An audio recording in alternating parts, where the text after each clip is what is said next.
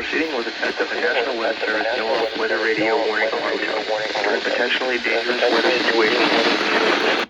Specially equipped receivers are automatically activated to warn of the impending hazard.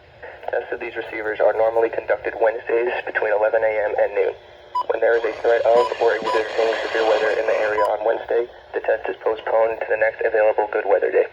The warning alarm tone will be activated for watches and warnings issued for counties within the listening area. The reception of this broadcast and the warning alarm tone will vary at any given location. This variability, which is normally more noticeable at greater distances from the transmitter, will occur even though you are using a good quality receiver in perfect working order. This concludes the tone alarm test. We will now return to regular programming.